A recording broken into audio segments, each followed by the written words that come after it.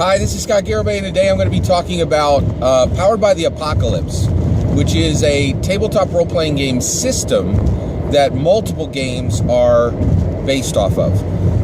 Excuse me. So I'm going to be talking about this today specifically because I'm currently reading a game called Night Witches, which is absolutely a genius game. It's extremely good. It's by Jason Morningstar. It's a really special, unique game, and I was about to review it, and I realized that a lot of what I was going to be talking about would be Powered by the Apocalypse, which is the system that underlies most of what's in Night Witches. Okay, so with that said, I really wanted to make that the Night Witches review distinct, and so today I'm going to talk about Powered by the Apocalypse as its own subject. So let's get into it. What is Powered by the Apocalypse? So Powered by the Apocalypse is similar to GURPS. Okay, it's similar to Fate. It's similar to Cypher. It is similar to Tristat, right? These are all tabletop role-playing game systems that underlie multiple games. Basic Fantasy is another one that's out there.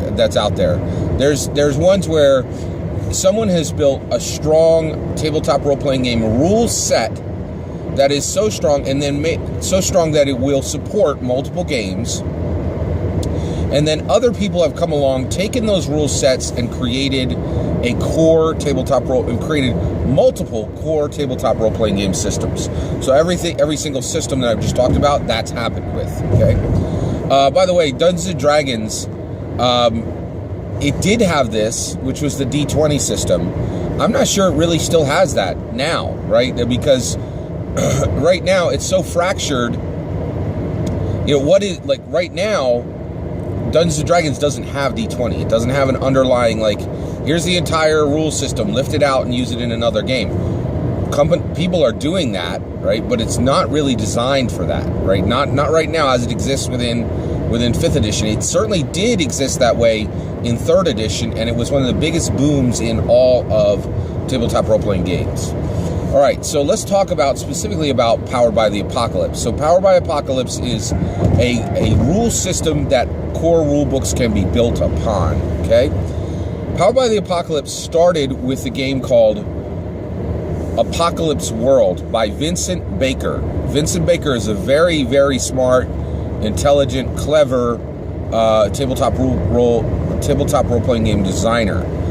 Some of his other games, shockingly, I was shocked to find this the other day. He created a game called Mobile Frame Zero, which is a tactical mecha game that is played with Legos. That is not a tabletop role-playing game. It's actually an amazingly good game, and if you're not familiar with Mobile Frame Zero and you're a Lego fan, you should definitely check it out. If you're a mecha fan, you should check it out. If you like war games, you should check it out. It's pretty brilliant, actually. In addition to that, he also made Inheritance, which is a new game. He made this game, which is Apocalypse World. Okay, so and that's the Powered by the Apocalypse comes from its genesis in the game Apocalypse World. Now, Apocalypse World has this awesome, really cool, very, very neat rule system, which has become Powered by the Apocalypse. Okay. Which I don't think was ever really, it was clearly not the intention of Vincent Baker, okay, to build something that other people would build upon. Okay, I don't think that was the intention at all. And actually, one thing that's a little sad about Apocalypse World is it has this beautiful gleaming rule system, right? But it is trapped in a low play game, right? And what I mean by a low play game is it has barriers to people playing that game, significant barriers, right? So what is a low play game? All right, so a low play game, in my opinion, almost all science fiction tabletop role-playing games are low play games. Like fantasy games, if you make a fantasy TRPG, you're going to capture a pretty big part of the market. As soon as you step over into the science fiction part, you're going to have a much harder time selling that game. It becomes a low. Generally, in my opinion, almost all science fiction tabletop role-playing games are low play games. Very few people play them. There are some exceptions. Star Wars is always an exception. Almost nothing else is an exception. Okay, I think almost all the other ones have very few players, actually. Another an entire genre that is low play is post-apocalyptic. There are a lot of post-apocalyptic And Apocalypse World is clearly post-apocalyptic. It is post-apocalyptic. So post-apocalyptic games are low play, right? Well, Vincent Baker made a post-apocalyptic game, which is, you're going to cut, the Venn diagram cuts out a lot of players. It's really not, they don't want to play in scarcity. People don't like to play in scarcity, all right? And that, in post-apocalyptic games, you're playing in scarcity. But Vincent Baker went even further and was like, this is not just a post-apocalyptic game, but it focuses on mature themes. So very dark, mature themes, right? Which by the time you're through the gate of post-apocalypse, and now you're saying this is darker and grittier than most post-apocalyptic games, very few, in fact, I've never seen ever in my life anybody playing Apocalypse World. Not once, not at any con or anything like that. I have seen lots of people playing powered by the Apocalypse game, but the Genesis is absolutely a low play game. So Apocalypse World is a low play game, but it's almost like Velvet Underground, like it's a deep cut that any tabletop role playing game designer knows about Apocalypse World, and it creates something. Now we got to talk about Dungeon World, okay? Sage Latora, Adam Cobell, they see this gleaming jewel, the rule system, sitting in Apocalypse World, and they're like, what? Nobody ever going to play that game, but this rule set is awesome. I don't think they said that. This is me projecting, okay? So I think the two of them identified that they, by the way, Adam Covell and Sage Latora are both connected now with Vincent Baker, and like essentially he's almost serving as a mentor in some ways, but they have a close relationship, right? And so Dungeon World came out, okay? Dungeon World, in my opinion, now I've read that game cover to cover, I've run that game, and I love it. I absolutely love Dungeon World. I think Dungeon World is one of the most important tabletop role-playing games ever created. I also think Dungeon World is the number one influence on Dungeons & Dragons 5th edition. If people don't understand that, you absolutely should. I feel that Dungeon World is woven into the fabric of Dungeons & Dragons 5th edition. Okay? All right. Dungeon World was, it took the gleaming jewel of Apocalypse World, pulled it out, and put it into a high play game, right? It is specifically generic fantasy, okay? And also, all the mature themes are pretty much removed, right? And so it said, hey, take a look at this brilliant, shining, gleaming example of role-playing game design. And here it is in a game that you could actually play, right? Like that you could bring some players to, right? Well, because like, come on, if you're going to be running a post-apocalyptic, super mature content game, you're going to have to really that's like planning the seating at a wedding, reception. You're going to have to plan that carefully. Only the right people are going to come, and even then, you got to contain that game because things can go south really fast in Apocalypse World as far as, somebody being upset or offended or anything like that. You have to craft the perfect table of players in order to play that, right? So, but the rule system in Apocalypse World is incredible, okay? And Dungeon World brought that gleaming jewel of a rule system and made it accessible to the masses, right? And Sage Latora and Adam Cobell are, in my opinion, they are some of the biggest rising stars in the TRPG community. They really are. They're incredibly skilled game designers. By the way, just gonna throw it out there, another question by Sage Latora and Adam Blinkensop, I think. Fantastic podcast, one of the best podcasts out there, and it's all on TRPG design. Check it out if you haven't watched it. Okay, Powered by the Apocalypse. All right, so you got Dungeon World. Dungeon World shows Powered by the Apocalypse to the whole world, and everybody sees it, okay? Because in my opinion, it really wasn't seen under Apocalypse World, okay? Now, that's when you get the rise of Powered by the Apocalypse. And what happened then is Monster Hearts, Night Witches,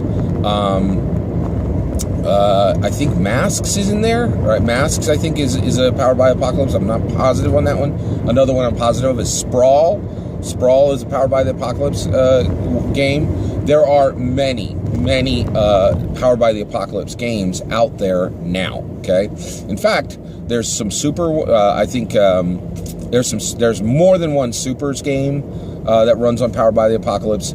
In fact, I'm pretty sure at this point there are no genres that you cannot play Powered by the Apocalypse in. Okay, so I want to say this real clear. My review of Powered by the Apocalypse, the entire rule system spanning multiple core rule books, is 3 out of 5. Okay, and I want to talk about the good and the bad. Okay, so what is the good? The good is that it has created the ability to play in Powered by the Apocalypse in virtually every single genre, like 5 years after its release. I think we're 5 to 10 years, somewhere in there. All right, so it's not a new system. It's been around for a while, which is one of the reasons why it's had enough time to actually generate a lot of these core rule books, right? All right, so you have all these core rule books bouncing around, and so that's good. It's good that and that's the other thing, is it excited people. Like, Powered by the Apocalypse really genuinely excited people and made people excited about tabletop role playing and a particular style of play. Okay, so and then also it took indie concepts, right? Player agency, by the way. So what concepts are actually in Powered by the Apocalypse? Okay, fiction first. It is a major aspect of Powered by the Apocalypse. Playbooks, which is your character sheet, is specific to your character class, right? Sometimes it's like character's nature. It's keyed off of one of the aspects of a character. And so when you get there, when you have that, so that's another thing, is very character sheets that are specific to one aspect of the character. That is a Powered by Apocalypse concept. So playbooks came out of the Powered by Apocalypse movement. Player agency is a major Powered by the Apocalypse. It forwards player agency massively. Okay, another one is moves. That's one of the biggest. So moves are let's dispose of. You get a +2 to this and a +4 to this, and let's just give everybody moves, right? So Powered by the Apocalypse cleric, one of their moves would be cure, right? And so then you just take that and it would be turn undead. That would be a move, right? The other thing is, and also we did talk about fiction first. So everything rises from the fiction. The attributes rise from the fiction. When you're in the game, the fiction is preeminent. What's happening in the story determines the mechanics often, right? That is really, really different. Okay, so that's another thing. Is Powered by the Apocalypse is incredibly different than any tabletop role-playing game designed rule system that's ever went before. It just cracked open like a whole bunch of areas of innovation. It is incredibly innovative.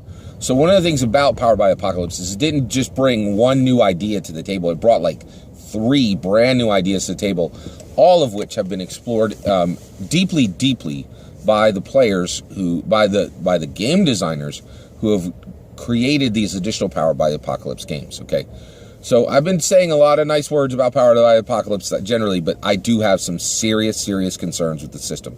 It's definitely not one of my favorite systems, and here's some of the problems with Powered by the Apocalypse, and one of the reasons why I rated it 3 out of 5 rather than higher. Okay, a lack of clarity. So there's a lack of clarity around almost everything about Powered by Apocalypse.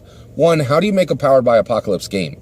I literally think the way it's done is you contact Vincent Baker, which is like, what? Like, it's not by scale. Like, the whole thing, the Powered by the Apocalypse, it comes out of the TRPG indie community, and it feels very indie. And so I think everybody who's created these Powered by Apocalypse games, they literally are just contacting Vincent Baker and saying, can I use this to build XYZ, right? And, and which is really like, that's, if you're doing this, if you have a real game, it would seem like there's more of a real system to allow people to engage and put some boundaries around that. That's another thing, is There are very few boundaries around Powered by the Apocalypse. In fact, the entire game, I would say, especially Apocalypse World, was specifically built to break barriers down, right? Which is cool because it helps innovation, but it's very problematic because, here's why, okay? I wanted to know, what is the summary of the power? So I already read Dungeon World, and when I was done reading it, I'm like, I understand this, I'm gonna run it. By the way, I ran Dungeon World, right? And that campaign did not go real well, and the reason, and we're gonna talk, here's another issue. It didn't go great. It is possible that, you know, that it was me and I didn't do a great job of game mastering it. But this is my take on Powered by Apocalypse. The biggest problem with Powered by Apocalypse. So when you build a game, you can make it so that it can be run without a great game master and without great players. Okay, you can give a system tolerance for not being played by the very best game masters and players, right? And there's ways to build your rules design so that if you get a bad GM or if you get a bad player, bad players, the game could still be fun for most of the people at the table, okay? Dungeons & Dragons is the very best there ever was at this, right? Dungeons & Dragons is such a great game that I really feel like you can have a bad game master and like 3 out of 5 players can be bad, and you could still have a good time because you're building your character, you're doing your build, and you're you know, looking at the monsters that are there, and you know there's things to do even if it's a bad game master and bad players. Powered by Apocalypse not only cannot be played and have fun, in my opinion, with a bad game master and even one bad player can make the game bad. I actually think Powered by the Apocalypse is so intricate and so innovative and so arcane, okay, that it actually can't be played by good tabletop role-playing game design, by good game masters and good players.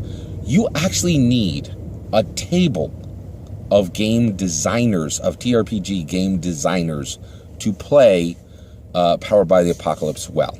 You really do. It is so out there and so, like, everybody has to get it, right? That it is incredibly intolerant to bad game masters and bad players. It's even intolerant to good game masters and good players. It is played well and everybody's having fun when there is an entire table of TRPG game designers, and I honestly believe that's exactly how it was designed, and I think that's exactly how most of the Powered by the Apocalypse games are being designed now. Everybody at the table playing these Powered by the Apocalypse games are not just game masters, they are TRPG designers, or the majority of them are. To this day, I think the games that are being created are that way. So this game is more intolerant of bad game masters and bad players, and even good game masters and good players, that it is a serious problem with the system. Okay, now what makes it resistant to bad GMs, to even good GMs and good players, right? A lack of clarity, right? So right now, if you want to understand Powered by Apocalypse, the best way to do it that I've possibly found is Simple World. Simple World is one game that literally the person who created Simple World is like, right now there's no summary of what the Powered by Apocalypse World rules are. So I'm going to create Simple World just so good game masters and good players can get a handle on what this game actually is. And that's like 15 pages long, right? At minimum, like close to 20, right? And Simple World does do a good job, but I read it cover to cover, and I'm like, man, like this game escapes me. It just slips through my fingers, right? And honestly, I'm a skilled game master, and Powered by the Apocalypse is incredibly difficult to run, right? And it really is difficult to run and difficult to play, okay? Now, here's the issue. Powered by the Apocalypse approaches being a storytelling game. And storytelling games are like, and a lot of people who are interested in storytelling games are interested in Powered by the Apocalypse. So So storytelling games are tabletop role-playing games that are off the range, like they've escaped, and they're like they have no game master. And one of the reasons why storytelling games have a bad word in the TRPG community is they often masquerade as tabletop role-playing games. A good example would just be like the Polaris Core rulebook, right? It doesn't have a game master, right? It's like 300 pages long and it doesn't have a game master, right? If you don't have a game master, you're really not a tabletop role-playing game. And so Powered by Apocalypse approaches being a storytelling game, taking it out of the tabletop role-playing game genre altogether. Right, so one, I'm very glad that I broke out my review of Powered by the Apocalypse before I talked about Night Witches, because Night Witches is a masterpiece, and I really wanted to be able to talk about that distinctly, but I had a lot to say about Powered by the Apocalypse. So in summary, I want to say this about Powered by the Apocalypse. I think Powered by Apocalypse was incredibly valuable to the tabletop role-playing game community. It's one of the most important.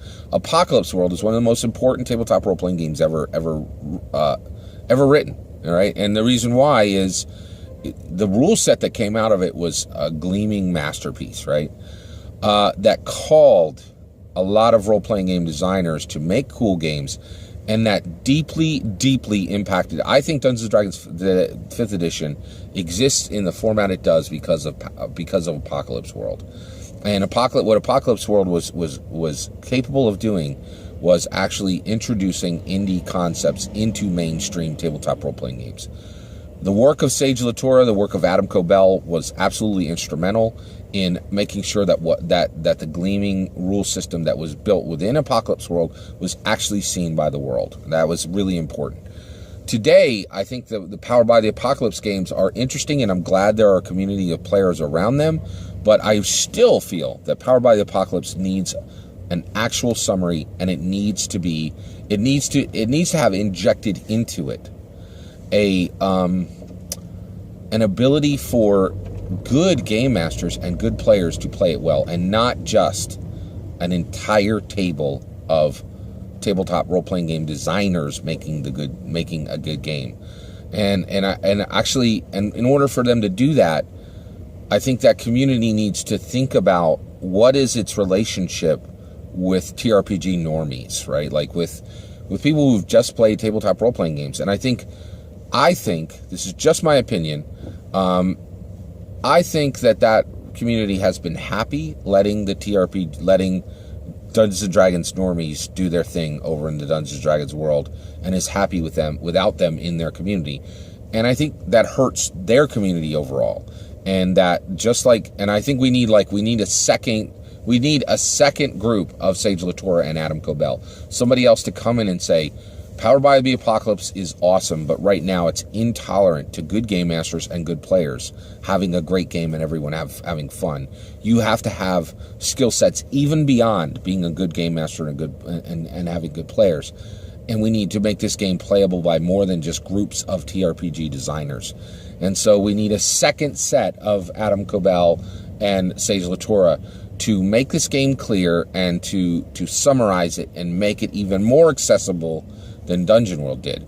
Because what Dungeon World did was it made it accessible for Mike Merles to understand it and then build some of those concepts into D&D 5e. That's such an epic event that is incredibly valuable.